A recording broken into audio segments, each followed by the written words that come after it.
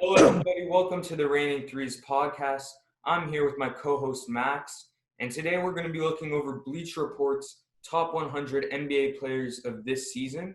So one thing that we need to keep in mind when we're looking at these types of lists is that it is for this season. So players like Steph Curry, Kevin Durant, all those guys who didn't really have a significant role in this season are going to be omitted in the list. And Yep. also previous resumes do not matter. It's guys based off this season. So, Yep. with that being said, let's get right into the list. Okay. So the first thing that kind of stands out is their honorable mentions, and there are a few guys especially that kind of should be on this list.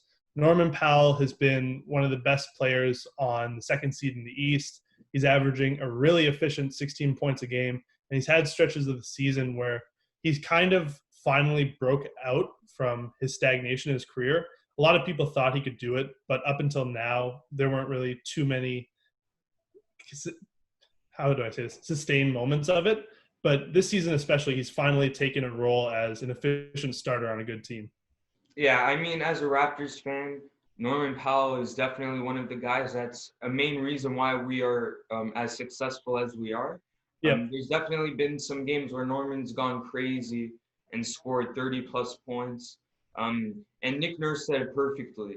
It used to be he'd have one really good game and one really bad game and just Yep. alternate through it now, um, through the through the good and bad games as the course of the season moves on. But now he has a decent game and he has a really good game and Yeah. back to a decent game. And that's kind of a player that you want on any team. Any team would want it, especially Yeah. the way he's shooting the ball. His newfound consistency has really opened up a lot for them because going into the season, I was critical of the Raptors because I didn't think they had enough ball handling and scoring off the dribble.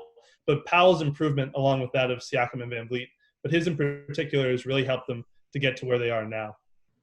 Yeah, 100% agree. And then there's a couple honorable mentions that kind of left me thinking a little bit. Obviously, Goran Dragic, he didn't make the list. That's pretty surprising considering he's up there in the six-man contention. He's a really important player for the Heat. Yep. Um, Colin Sexton, we talked about this before we started recording, but he's averaging 20, but he does play on a bad team, so that's probably why he's not getting consideration. Yep. JJ Redick's another guy that I kind of struggle with, especially this year. He's been shooting the lights out like every year, but I guess there's some players that have been playing better. Yeah. And yeah. The one I find surprising is at 100 to start off the list, Bleacher Report has listed Dante DiVincenzo of the Milwaukee Bucks, but on their honorable mentions, they had George Hill. My thought is they're both they're not exactly similar players. DiVincenzo is more of a defensive player and slasher, while George Hill is a better shooter, but they both have the same kind of contribution. So it really gets me to question how Bleacher Report chose DiVincenzo over Hill, since they both give the same kind of effect to the Milwaukee Bucks this season. Yeah. And like even without Dante DiVincenzo, one guy that kind of stands out that I think some of the players we've mentioned are better is Derek White. Like I'm not a Spurs fan. I haven't really watched too many Spurs games this year, but I don't see how a guy who averages just about 10 points per game can Yeah, make it over on a worse team. Like let's not forget the Spurs are not what they used to be. They're bare. I don't even think they're going to make the playoffs this year. I think it's safe to say they're not going to at this point with all Yeah. these. So I mean, Derek White is another guy. I think some players that didn't make the list should like they have a reasonable case to make the list. Yeah, the first two paragraphs of White's listing on this top 100 list is them saying that he's been forced to the bench for DeJounte Murray, and that him, DeJounte Murray, and DeMar DeRozan, who are at this point the Spurs' three best players, they can't play next to each other.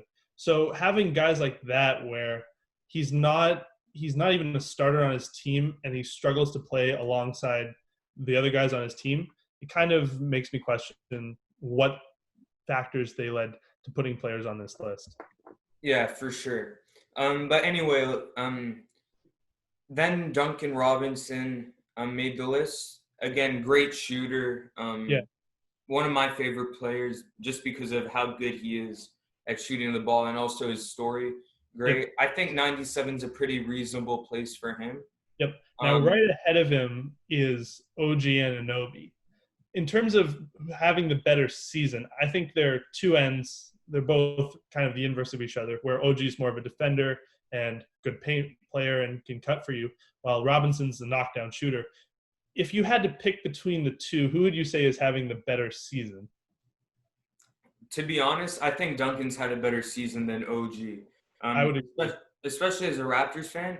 I mean, OG had a pretty good start to the season, but Yeah. then around the middle of the season, he kind of um, declined and kind of like plateaued. And Yep. to be honest, I was a little disappointed in OG's season, especially considering that he had a huge opportunity with all those players injured Yeah. to get offensive touches. Defensively, he's been great though. I have no Yep. complaints about him on defense. Obviously, some defensive highlights is that 7 steal game against Denver. Yep. Those are things you can't discount. But to be honest, I think it's interchangeable. Obviously, this list, it's all preference at the end of the Yeah. day from a I writer. think But Yeah, I think I'd put Robinson ahead just because the Miami Heat really need Duncan Robinson to be good. They're shooting at times this season with Jimmy Butler and Bam Adebayo and now Andre Iguodala. They really need knockdown guys like Robinson to be able to create spacing and get open threes for them. But the Raptors, OG's what, their seventh best player? So they don't really need him as much as the Heat need Duncan Robinson. So I think Robinson should be ahead, but they are very close in the yeah, fact that they're both good players. They both had really improved seasons from last year. But at the same time, I can understand why Bleacher Report did list Anunoby ahead of him. yeah. And then moving on to the next group, Karis LeVert at 95. I mean, he has been injured, but in the games that he has played, he's been playing really well. Obviously, that one game against Toronto, where he went off. His 50 points against Boston. With Yeah, LeVert, it's always the fact that he shows flashes of stardom. Like at the start of last year, he was an all-star consideration, but then he just keeps getting hurt right at the most inopportune time. So with him, he could definitely be higher on this list, but for him, it's just staying consistent in terms of staying on the court. yeah, and I mean, he could have won Most Improved last year if he didn't get hurt. Him and I, Pascal would have gone on a real tight race for Most Improved that year, but yeah, LeVert got hurt. He went from like averaging a low amount of points. I'm not too sure off the top of my head to like about 20 a game, and the yeah, Nets were winning games. And let's remember, the Brooklyn Nets 2 years ago were considered one of the worst teams in basketball. yep, So for LeVert to take the step up, obviously D'Lo, he took a step up in his game. I think that 95, it's reasonable for him. There's nothing really. He's been injured, but he is better than some of the players that um, were mentioned ahead of him. yeah. I If think I think 92 Marcus Morris. Karis LeVert's the better player at this point, and if you cite it to winning games, then you can't really make that argument because Morris only joined the Clippers midseason, and when he did, they took a turn for the worst when he arrived. So I think that's definitely one where Morris is a little too high at 92. Some other guys right ahead of LeVert. Bertans has had a better season than Morris has. LeVert has had a better season. And I think that Morris is just good play on a bad team. It really shouldn't be rewarded on this list. Mhm. And Danny Green, he's an interesting one too. I don't Yeah, really agree with Danny Green. yeah, Um, say what you want about him, he's a great player, but um, for this season, especially in the first half of the season, he was a little inconsistent. yeah, Obviously, as the season went on, he started to get better, and he's obviously one of the more important players on the Lakers, yeah, especially what he does on the defensive side of the ball. You can't like question that. But for a list that is claims to be top 100 players this season, I think all the players listed ahead of him, for the most part, have had better seasons than him. yeah. I think with The problem with putting Green on this list is if you put Green right next to Marcus Morris, does that mean you're rewarding decent players on good teams, or are you rewarding good players on bad teams? So, in that sense, already we've noticed that it's kind of contradicts itself, which it's going to be a recurring theme later on, I believe, in this list as well. Yeah, I mean, even if you look at the notable mentions, Julius Randle didn't make the list, even though he's been averaging about 20 a game. Yeah, So, it's like and nor should he because his no, team's garbage. yeah, But just the fact that we're seeing like these things where I mean Marcus Morris for the Knicks. I watched a couple of Knicks games, which is a shocker because I typically don't watch too many bad teams play. But garbage time TV. at the start of the season, I thought he was literally Carmelo Anthony. He was doing just as good as Carmelo Anthony was Yeah, doing like near the end of his Knicks career. So yeah. I mean, again, it's just about the contradiction. But right ahead of Marcus Morris, this is one I go, why is he here? Mitchell Robinson. I get he has a lot of potential. He's 21 years old. He's already a freak athlete, but he hasn't had that good of a season. His stats are down from last year. He's coming off the bench for Taj Gibson. I don't understand why he would be placed ahead of guys like pretty much anyone behind him. Davis Bertans having a far better season. Duncan Robinson, Karis LeVert. They're all having way better seasons than Mitchell Robinson. So I don't understand why they use a player's potential as a means to justify putting them on a list. yeah, for sure. I mean, to be fair, his stats are actually up. Just to correct you on that point, he went Yeah, from about 7 points to 9.7, and he leads the league in field goal percentage, which I yeah. guess it's something. It's something to like a On little lobs, bonus. But I don't think he should be on the list either. yeah. Um, With the field goal percentage, though, you have to keep in mind it's just lobs and layups. So yeah, even then, yeah. it's an amazing accomplishment, but it's not reason enough to put him on this list. Yeah, and you hit the nail on the head when you said I don't see why people use potential as a way to boost Yep. up what they did this season Yep. because I 100% agree. Mitchell Robinson shouldn't be on this list. No. We saw guys who have had better seasons than him on the honorable mentions Yep. than him, but it's just Bleacher Report trying to appease to its fans because you need to have equal representation when you're making this list, which I Yep. know it's unfair because lists should be unbiased, but there's a whole bunch of factors, especially for these major media outlets. Yeah. Um, but anyway, moving on to the 90 to 86 range, we have Marc Gasol at 90. Yeah. I Who's understand. I understand why he's having a down year in terms of scoring, rebounding, shot blocking, and I think even though we all know he's an amazing player, and especially in playoffs, he's a crucial part of what the Raptors do. He's been injured a lot this season, so I understand why he's so low on that list. Yeah, well, if I'm being honest, I think he should be lower and Yeah. close to the exempt list. Yep. If I'm just being objective, I love Marc Gasol. He plays on my favorite team. Yep. Huge reason why the Raptors won the championship. But he hasn't even been on the court for half our games. Nope. So he's another player who I think shouldn't be on this list. As much as it pains to say, even at the start of the year, like offensively, he wasn't doing too well either. He Yeah. couldn't shoot the ball. Obviously now, like he was shooting it not at Gasol level. Yep. I mean, and now with him slimming down, getting stronger and healthier, I mean, I'm excited to see like what he's going to turn out to be. Yeah. But I think this list put a little bit too much stock in Marc Gasol's prerequisites. Yeah. Instead of what he did this season. Do you think that Marc Gasol losing all this weight, do you think it will make an impact on how well he was able to guard guys like Joel Embiid, or do you think it won't matter too much? Well, first of all, I think it'll actually help him losing all this weight, just because he's most likely going to be in better shape Yep. and have better conditioning, and he'll be able to stay in the game longer. And be able to take that beating.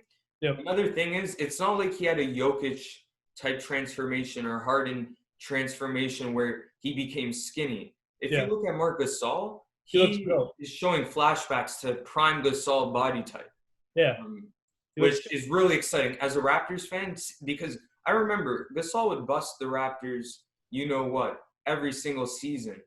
Every Yep. time we faced the Grizzlies, Gasol and Conley would just tear up the Raptors. That's why they tried to trade for both of them. Yeah, and obviously now with him being in shape, first of all, I don't even think we're going to be facing the 76ers unless they get their act together. Yeah. Obviously, this is a whole topic for another discussion, but Ben Simmons moving to the power forward, Yeah. and Shake Milton being the point guard. I mean, who knows? I just have to wait and see. I can't really formulate an opinion. I think right now that's working positive for the Sixers. Yep. But I digress. And like it will make an impact for sure, especially if we don't face a Joel Embiid type player and we face a Giannis player, because Gasol will be a little bit faster, Yeah. and he'll be able to get to his spots easier, Yep. without carrying all that weight with him. So I think in the playoffs, he's definitely going to be higher if you were to make a top 100 players based off this season and include playoffs. Gasol would probably be higher than 90, but I'm just saying he shouldn't be on this list just because of his injuries. I think his playoff importance is really going to come in handy if they play a team like Boston or Milwaukee, like you said, because they have faster wings. So if he's in better shape, it'll mean he'll be able to keep up with them better. But anyways, moving on. So after Marc Gasol, we have Clint Capella, who he's missed a lot of time. He was okay statistically in the games he was playing, but in terms of on-off, he wasn't as good as the Rockets hoped he was being. And it really showed that the fit between him and Russell Westbrook really just didn't work out. So I understand why he's there. Again, he should probably be a little lower just on account of how little he's played this season. But at the same time, it's not one that's a horrendous decision. But the next one, I'm sure a lot of people disagree with. I personally think it's fair. It's Andre Drummond at 88. What are your thoughts on that? Well, when I first saw Drummond, I was actually taken it caught me off guard because usually Drummond's regarded as one of these super big men that could rebound the ball and all that. Yeah. And if the NBA was a fantasy league, Andre Drummond would be in the top 10, hands down. If the NBA just looked at his stats, I think he leads the league in rebounds. He does. But he has pretty much for the last 5 years too. Yeah. And I mean, if you look at the players ahead of him, it's kind of hard to dispute any of them, really. Yeah. Like Hassan Whiteside's right ahead of him. Then if you go a couple spots down, Jarrett Allen's there. I don't think you could say that Hassan White, he's had a better season than both of them. Yeah. And also the fact that he's a terrible defender. Yeah. Just shows that it's another thing. Like he's basically averaging empty stats on two bad teams. His stats are extremely empty. He gets steals and blocks, but if you ever watch a Pistons game, whoever he plays, it doesn't matter if he's playing Joel Embiid or if he's playing Marc Gasol or if he's playing 33-year-old DeAndre Jordan, they score like crazy against him every single time. He averages more turnovers than he does assists. He provides no floor spacing and no post game. He's an amazing rebounder that we know, but he's so limited on every other area of the court that it really just doesn't justify him being that high on this list at all. Yeah, and speaking of players that average a high amount of blocks, Whiteside's right under him. He's another guy that, he blocks the ball a lot, but you could talk to any Blazers fan, and they'll tell you, Whiteside's a terrible defender.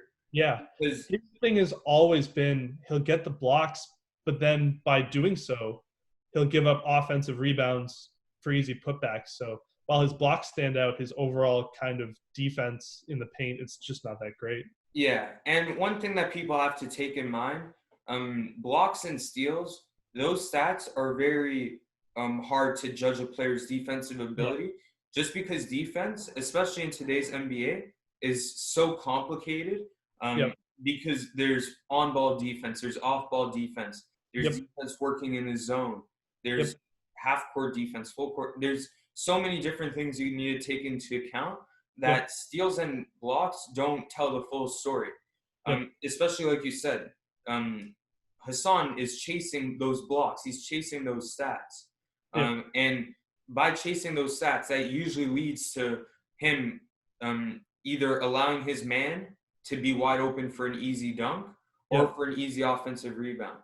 Yep. And then moving on, we have Lou Williams right underneath them. This one I'm a little surprised to as well. Yeah. Another six-man of the year candidate. I mean, he took a step down from last year. Last year he was incredible. Yep. But I think it's fair. His defense really kind of drops him down in terms of he is one of the lesser defenders of the NBA. But at the same time, I mean, if you look ahead of him, he's had a better season than Jared Allen has. He's had a better season than Miles Turner has easily, which I'll get to in a minute. But you could even argue Kelly Oubre. yeah, I think he should be a bit higher than where he is for sure. Mm-hmm. Yeah. So moving on, speaking of Jarrett Allen, I think he's another guy that kind of has potential syndrome where he's high on this list just because of what his ceiling could be. Don't get me wrong, he's a good player. He blocks shots pretty good. He's a decent rebounder. But I just don't think he's the 85th best player in the NBA this season. Yeah, I mean, for Jarrett Allen, it's interesting seeing him here, especially since his team is not great. Yeah. Brooklyn Nets are a sub-500 team right now. Yep. Obviously, he's one of the reasons why the Brooklyn Nets are actually in the playoffs. I think it's safe to say this season he's been a top 3-4 player for the Nets. Yeah. His defensive ability, like in the form of rim protection, is definitely something that like I'm sure the people making this list value. Yep. One thing I have to say about this whole potential thing, I hope teams realize that players like Mitchell Robinson and Jarrett Allen, I hope they realize that their potential is Andre Drummond, Hassan Whiteside plus. Like, they're not going to be superstars. You're not going to see these players turn into Bam Adebayo or Anthony Davis, especially if they can't shoot for shambles. Yep. Knicks fans have been treating Mitchell Robinson like the second coming of Patrick Ewing, when I think his absolute ceiling is DeAndre Jordan, who, unless he's surrounded by an elite level point guard, is just a middling center. So I think that the value of big men who can't shoot, don't have a post game, and can't really guard the perimeter like Allen and Mitchell Robinson, their value is very overstated. Yeah, I mean, it's ridiculous. Like, I think the amount of times I've seen an athletic center become overrated, like it's happened way too many times to count. Because if you look at the superstar centers in today's game, Joel Embiid, Anthony Davis, Nikola Jokic, all those guys can have a decent shot. Even DeMarcus Cousins back in the Kings days, they have good shots. And they have a post game. That's something that these players don't have. All they have is athleticism. And that's not going to fly in today's game. No, I don't think it will be. And that's kind of why DeAndre Jordan only really had 3 amazing years as a player. It's just because he could dunk and he could block a shot and he could rebound. But that doesn't necessarily mean you're the 3rd best player on a title team. If anything, you're 5th or 6th. And I mean, that stuff does have value. Don't get me wrong. That stuff is extremely important. And a team eventually has to pick up guys like that.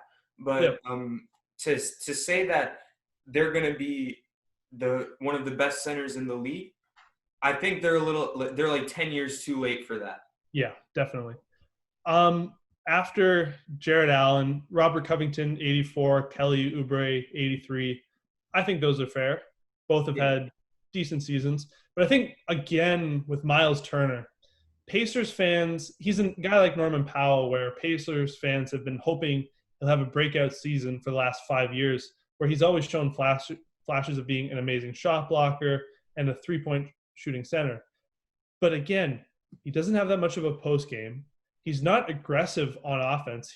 I'm pretty sure this season he's averaging only a little above 10 points, maybe 12. He's He's averaging 11.8. Yeah, he's not a great rebounder. His three-point shooting is good, but that just doesn't mean you're a star. So I think he should be in the top 100, but he's about 100. He's not 82. Would you agree with that? I mean, Miles Turner, he's one of those guys that's a little hard to judge Yeah. because I feel like the story for him has always been he has a great start to the season. Oh, yeah. Everyone thinks he's going to break out that year, and then he kind of dips. Yep. I think Miles Turner, he does have a purpose in this league, and I think the centers that we've mentioned, I think he's had a little bit of a better season than some of them. Yeah, I'd agree with that. So if you look at it from that aspect, I think where he is actually fair. Yeah. But I don't know. I think I'm just one of those guys that has always thought he could be something, but he's just never showed it. So maybe that just kind of ruins what I think of him. But at the same time, I mean, he's had an okay season. Yeah. I mean, one thing that's great, he kind of took a dip in his 3-point percentage this year, but also he doubled his shots. Yeah. So, I mean, I'm not complaining about his position. Yeah. He should be a little bit higher. Yeah. But it's not the end of the world that he's at 82. Yep. So next is Al Horford. I think the big part of the reason why he's had such a mediocre season is just his position with the Sixers and the fact that he should not have signed there to begin with. He should be a center at his age and his mobility, but they're playing him for the most part. So I think in terms of how this season has gone, maybe a little lower, but I think it's fair enough. Yeah, same. I mean, one thing that we need to also move away from is looking at a player that's underperformed and undervalue what he brought this season. Yep. I think Al Horford's one of those guys. One thing that I'm excited to see from the Sixers is how he's going to fit coming off the bench. I think that's a great idea from Brett Brown, one of his only great ideas. Yep. If we're being honest. I think it was overdue. They should have done this, I think, 30 games into the season. But at the same time, maybe this will give them the kick in the butt they need to actually go out there and win games at this point. Yeah. I mean, if I'm being honest, Al Horford had no business being on the 76ers to begin with. He was kind of that move where you immediately knew it was a bad move. Yep. Obviously, money is a factor, and I'm sure Al Horford's not complaining. But I don't even see why that starting lineup was a thing. You have four guys really on that starting lineup that don't have a consistent jump shot. Yeah. The guy that can really shoot is Josh Richardson on that starting lineup. Yeah, I mean, Harris, he's shown flashes, but he's never been consistent. So yeah. And I'm sure if this lineup was thrown in the early 2000s, yeah, they'd probably win a championship. Yeah. But I don't even think this lineup works 5 years ago. I think that it doesn't. Well, 5 years ago, the Golden State Warriors started their tear. So I think the latest you could have gotten away with this is 2011. Kind of like the start of I agree. Anything before that, it would probably work. But now in today's NBA, you can't really roll out three guys who should be playing. I think four. I think in the ideal scenario, Ben Simmons is a 4, Al Horford's a 5, Tobias Harris is a 4. But just because of how they've built the roster, they can't run it that way. Mm-hmm. So I don't think this team, it really works on paper, and that kind of pushes Horford back on this list. Yeah. But moving on, 80, we kind of have a few similar players in Tim Hardaway Jr. and Evan Fournier, both pretty good scorers on decent teams. He's actually efficient this year, unlike years past, and he's helped the Mavericks out in the third scoring role. He's not forcing it too much, and he's played good enough defense to warrant him being here.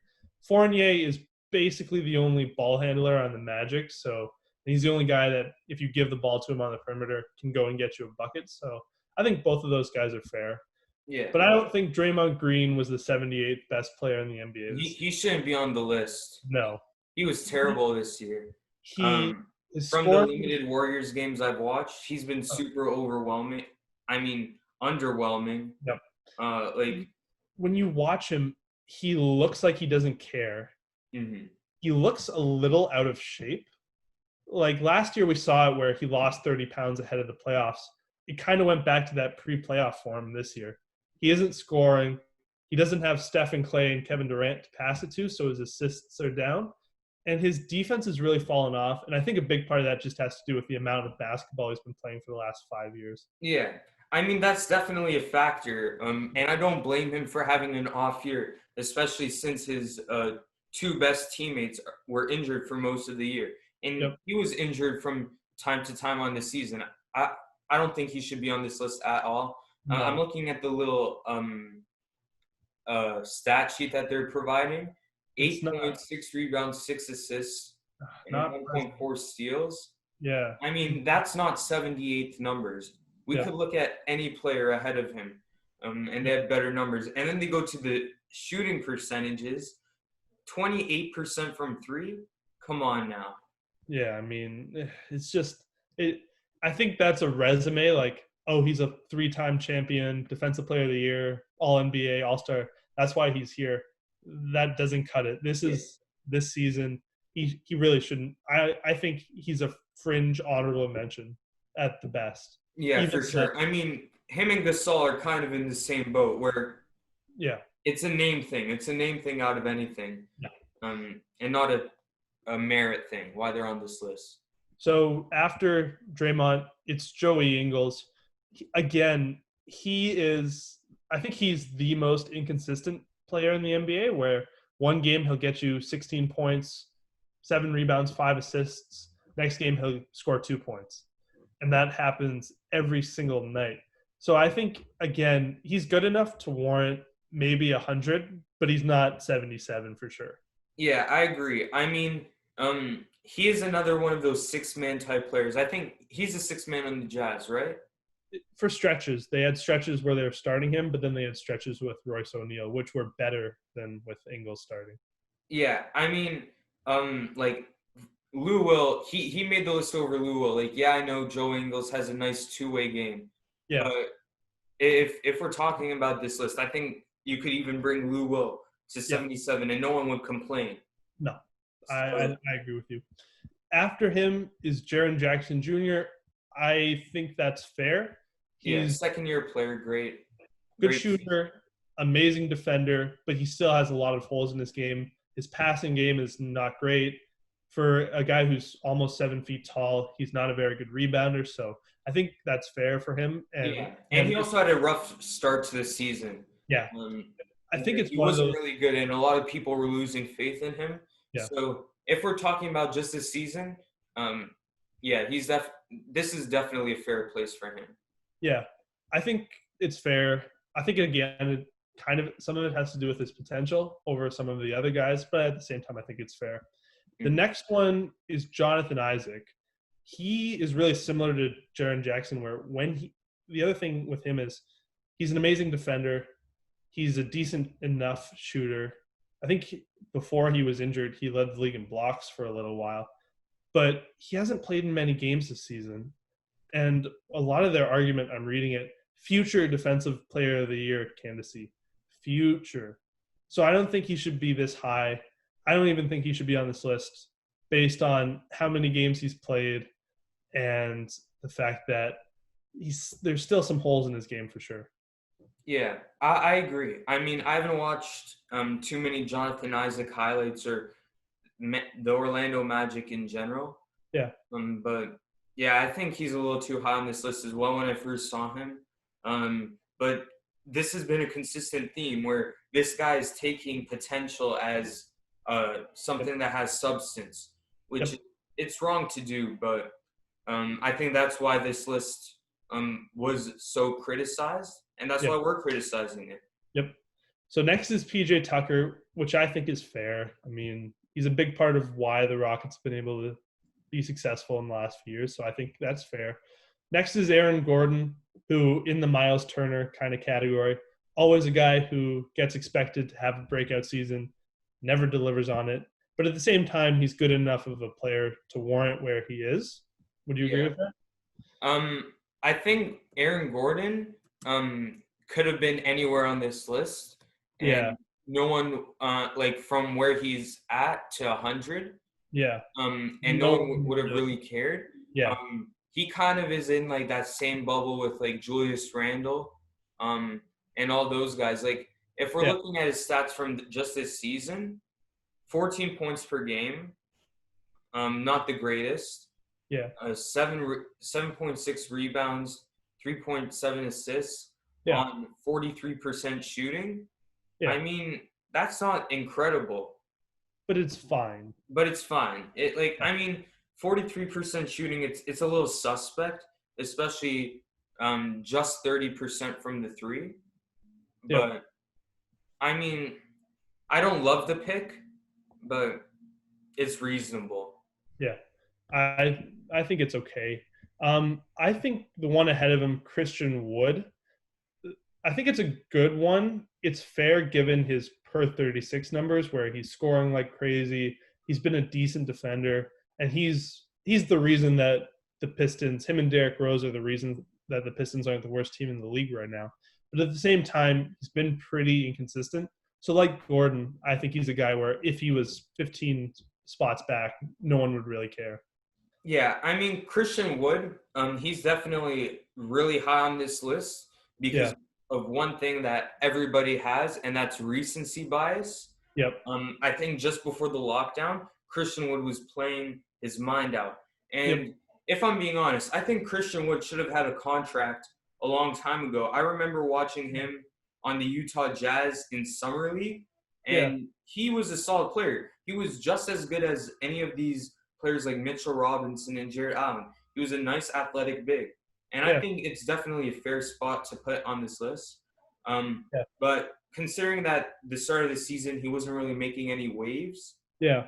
it's a little weird that he's this high, especially Yep. over like Lou Will is one guy that I'm going to keep bringing up, and Al Yep. Horford. Yep. One thing you can't be a prisoner of is recency bias and also improvement. Yep. Just because a player had a great improvement doesn't mean that he's necessarily better or played better than Yeah. someone who's been about average.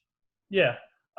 With Wood, it's really weird because last year with New Orleans, he was putting up good numbers, and then no one really signed him until summer camp.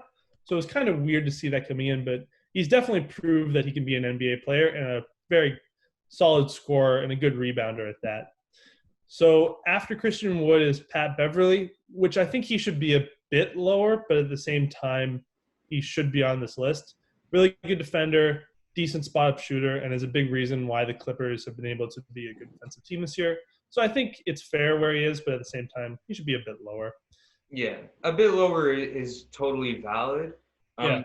But I don't know like what criteria this guy's using. The only thing that he said in this list was it's based off this season, what they've done this season. If we're Yeah. talking about impact to the team, um, then I guess it's fair to put him there. But if we're talking about stats and all that, Yeah. and one trend that I've kind of noticed is this guy seems like he values defense a lot. Yeah. Because we're seeing a bunch of these guys that are good defenders um, ahead of guys that are elite offensive players. Yeah. I think the one right ahead of Pat Beverly, DeJounte Murray at 70, really backs that up, where he's not a particularly great offensive guy. His playmaking for a point guard, it's okay at 4 assists. It's not anything spectacular.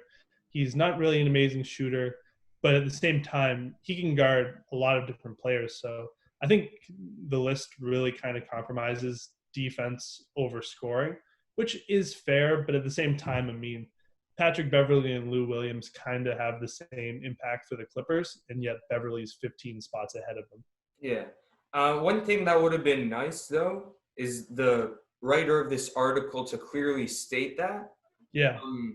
Because one thing about DeJounte Murray is he placed guys that are one, more important to their team. DeJounte Murray, I'm looking at his stats real quick, and he's only plays 25 minutes a game. Yeah. There's some guys that play 30 Yep. to 35 minutes a game that were ranked lower than him. Yeah. So I think that's also a little unfair because you can't just look at per 36 numbers and say that that player has had a better season because his per 36s are better. Yeah. I think like the situation a player's in is also important. Yeah. Look at Buddy Hield. If he was on a different team, he'd probably be a little bit higher because he's an amazing scorer. He's one of the easily 10 best shooters in the league. But just because of the terrible coaching situation in Sacramento and the fact that he's been coming off the bench a lot, he's kind of lowered in this list, shall we say. Yeah. And that, yeah, exactly. Buddy Hield at 69. I mean, I'm looking at some of the players like immediately ahead of him. Like Buddy Hield is a better player than most of these players. Yeah. In my opinion, but based situation. off this season, he hasn't had nearly as good of a season, or not. He's had about the same as like guys like Devontae Graham. Yeah. Dennis Schroeder, obviously, he's been better than Buddy. Yeah, I'd agree with that. Hmm? I'd agree with that. Where you could really switch any of them. They've all had good seasons, but Buddy gets the drop because of the fact that it's been inconsistent and his role has been fluctuated. So situation definitely plays a part in that. Yeah. Like if we're just skipping a few spots, like obviously next was Schroeder. That one goes without saying. He's the fourth best player on a team that wasn't expected to be good at all. Yep. Sixth man of the year. Yeah, a big part of what they do. That's fair. Valanciunas, again, on an underdog team, he's really been a big part of letting Morant get to the rim by providing floor spacing. So I think that's a fair point. One thing I like about Valanciunas, and I actually like that he was ranked ahead of guys like Whiteside and Drummond and all those guys, is that Valanciunas is an actual skilled player. Yes. Has a post game. He's not just one of those athletic run and dunk type guys that just gets the ball, dunks it, gets a rebound. He actually has a post game, and he has a three, which he's developed this year. I've always maintained that if Jonas was in the right situation, he could probably average 20 and 10, but he's just never been on a team where he's the definitive number one option. A lot of the times when he's in Toronto, Lowry and DeRozan took the ball away from him, and now in Memphis, he's a bit older, and Jaren Jackson and Morant are clearly the best players. But there's no reason, I think, in terms of his skill, that he could be any worse than a Nick Vucevic type. Yeah, I was just about to say, you replace him with Vucevic, and they do virtually the same thing. Yeah. So I think it's fair where he is. Yeah, but especially in the situation that he's in, this is definitely a good spot for him. Devontae Graham's next. I mean, most improved candidate. Yeah. I think whole games for the Hornets. Yeah, I think it's a little low. Maybe 60 is where it should be, just because I know he's inefficient. He can't shoot two-pointers to save his life. He's not a great defender. But at the same time, I didn't think Charlotte was going to win 10 games coming into the season. And he's a big part of the reason why they have been able to and why they're not the worst team in the league. So he definitely gets kudos for that. And I mean, for Devontae Graham, like his stats, like this is like players like this is why you could like it separates empty stats and like real stats. Yeah. Because you could physically see when you watch Hornets games that he could do this on nearly any team. Maybe not the same like volume, but he could put buckets. If he was on any other team, he could have a Lou Will type role for them. So I definitely feel like he's a really solid player. I think his ideal role later in his career will be as like a sixth man, like a Dennis Schroeder, Lou Will kind of role. But for now, he should make the most out of being a starter because he's doing a good job of it for sure. Yeah, and he's definitely going to get a very solid contract. Yeah. When his contract's over, I don't know when it is, but so definitely balling out. Yeah, skipping over a few. Derrick Rose again had a good season, pretty good scoring and playmaking. Great start. He's the only reason Detroit isn't him and Wood, like we said. They're the only reasons Detroit isn't a complete dumpster fire. So I think that's fair. Bojan Bogdanovic at 64. He's been one of the most consistent players on the Jazz. In fact, I think he he is the only consistent player on the Jazz where he'll get you 20 points a night. So I think that's a fair placement. Tobias Harris at 63. In terms of talent, he could definitely be higher on this list. Yeah. But in terms of season, his offense has been inconsistent like crazy. His defense, it's bad. So I think it's fair where he is for sure. Yeah, I mean, Tobias Harris isn't suited for like the fourth or third scoring option. Yeah. Like I mean, there has been other years where he's absolutely thrived, and even if we're looking like statistically, like field goal percentage, like just like raw stats, Not a bad year. a similar year. Yeah. He's down on everything, but it's not like huge down, like a huge down. But if you look at the games, he just doesn't fit in with his team. The eye test especially, there are a lot of possessions where he's just kind of standing in the corner, and having guys like that who can't really play defense either, it just kind of drops his value down a lot. And I think another part is I always rip on him for that contract he made, so that's going to hang over his head and his performance for the rest of his career. So I think that's going to leave a big mark on how people view his play in the next 5 years. Yeah. So okay, after moving him, on, we have Will Barton next. Will the Thrill. He's interchangeable with the 7 or 8 guys below him. I would say I think he should be around 75-ish. He's had a really good season in terms of scoring and efficiency, but at the same time, I mean, I think a bunch of guys like Rose has had a better season, Graham, Christian Wood, all those guys, they've had better seasons than he has. Yeah. And I mean, this is another theme that this guy, whoever made this list has, where he likes to put good players or role players on good teams over good players. Yep.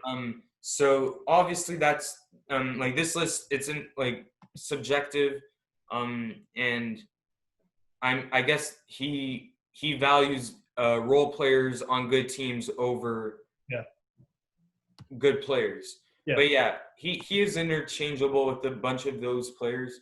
But it's not the worst thing either. So but one thing that is weird is Ricky Rubio at 61. I agree with it because Phoenix has been a dumpster fire for the last 6 years, and now Ricky Rubio comes in and they're suddenly competent. Yeah. So I think he's a big part of why they've actually kind of taken a step forward. So I give him the credit, but at the same time, I understand why you have your reservations about it. I'm just looking at like the players on this list. I mean, you could replace like Devontae Graham with Ricky Rubio. You could replace D Rose with him. Yeah. But yeah, I mean, I guess you're right. It is a fair point. Yeah.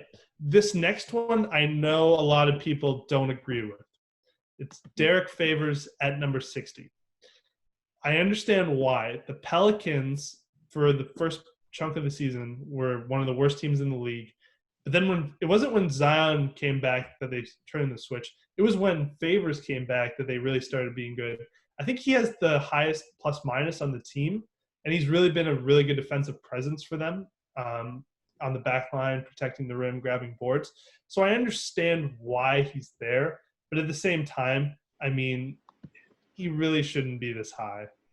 Yeah, I mean, for Favors, one thing that I could say about him is advanced stats are really his best friend. Yes. And that's probably why he made it. This selection was probably an advanced stats move. Yeah. Because he has a 19.0 PER this year. Yeah. Which if you compare it to like other players on this list, like that's great. Yeah. That's just under all-star level. Yep. He should be higher than a lot of the other centers we mentioned, like Andre Drummond, Hassan Whiteside, Marc Gasol. He should be higher than them. But at the same time, I think a spot around 75-ish would be more appropriate for him. Yeah. But at the same time, he has had a good season. The fact that the Pelicans have been so much better with him in the lineup has really helped it out. And even though a lot of people had reservations about how well a non-shooting big man is going to play next to Zion, they've been a good fit next to each other. So I understand his placement on this list, but I still think it's... Yeah, 60 is way too high. Yeah, 15 or 20 spots a little too high. And then if you look at the player right below him, Montrezl Harrell, at Yeah. 59. Um, I mean, I think he's better than the player directly below him. He's had a better season than Brooke Lopez.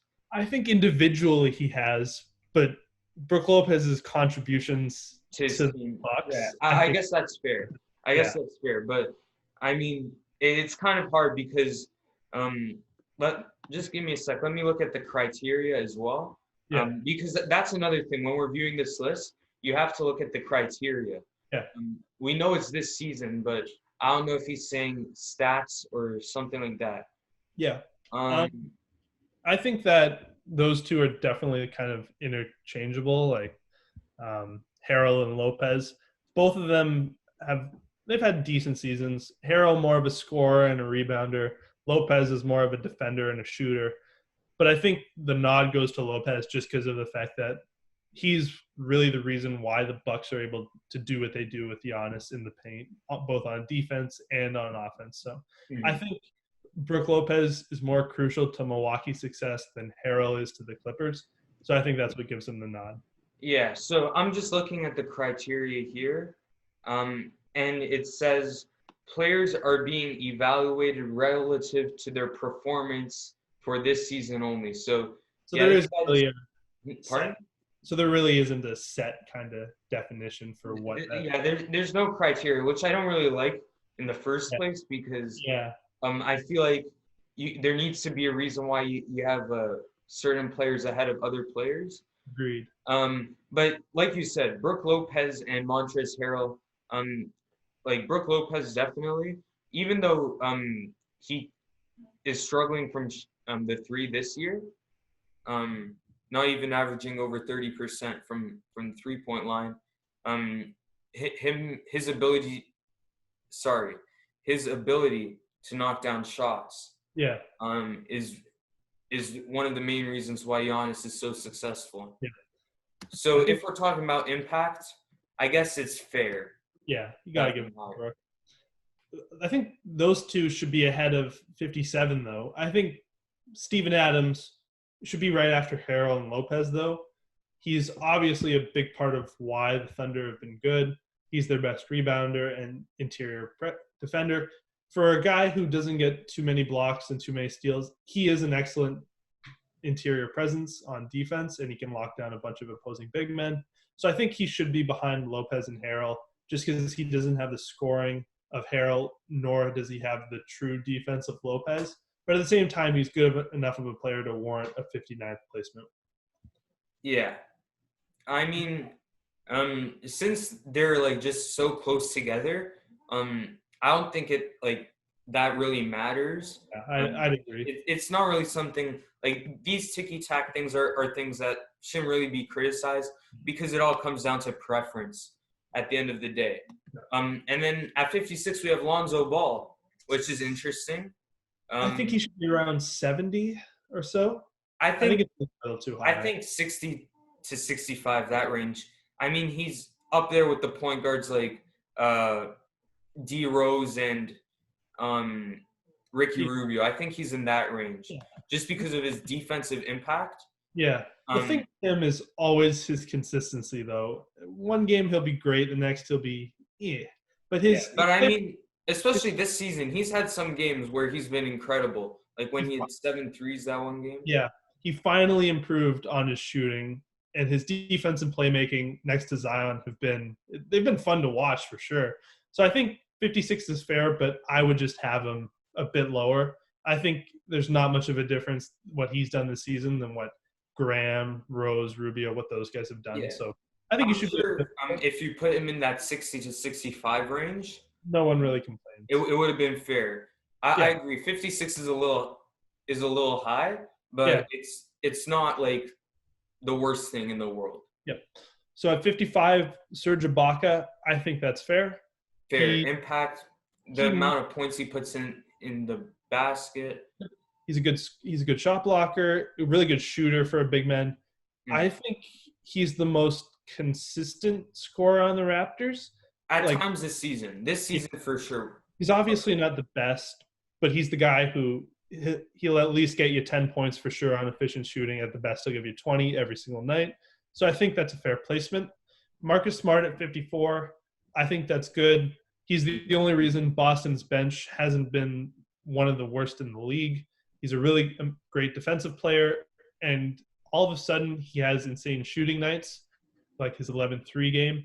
He's really inconsistent on offense, but his sheer defensive impact, as well as just a hustle guy whose teams benefit from his presence being on the floor, I think that gives him the nod at 54. Yeah, I agree with that. Marcus Smart, you can't really complain about that. Now, 53, DeMar. This is another one where at first glance it was surprising, it's a name thing, though. I but think yeah, that's why it's surprising. I It's agree. It's a name thing. But if you even I'm looking at like Kevin Love at 51. Like I mean, it's kind of that ballpark. yeah, it seems like But like once you look below and the players ahead, it's kind of hard to debate it. makes sense. Especially if you look at the Spurs and what they are this season, Yeah, and DeMar's the so-called best or second best player. yeah. Um, it's kind of hard to validate that. He's empty calories. He'll give you points. He'll give you occasionally assists, but at the same time, he shoots it way more than he passes it. He's a terrible defender. And even going back to his time with Toronto, his teams are always better when he's off the court. So I think 53 is fair. Maybe a little lower or a little higher. It doesn't really matter, but I think 53 is fair. When you look at the guys ahead of him, Kevin Love's probably had the same kind of season than him. Aldridge is the better player on the Spurs, I'd say, for his ability to actually shoot threes. So I think that's fair. Yeah. Ahead of DeMar is Paul Millsap, though, which I think this feels like a role player on a good team kind of pick. He's obviously a really good fit next to Jokic. He makes up for Jokic's lack of defense, and he can space the floor, move the ball, and score a bit at the same time. But he should be a little bit lower. But at the same time, it's not really too big of a deal that he is where he is.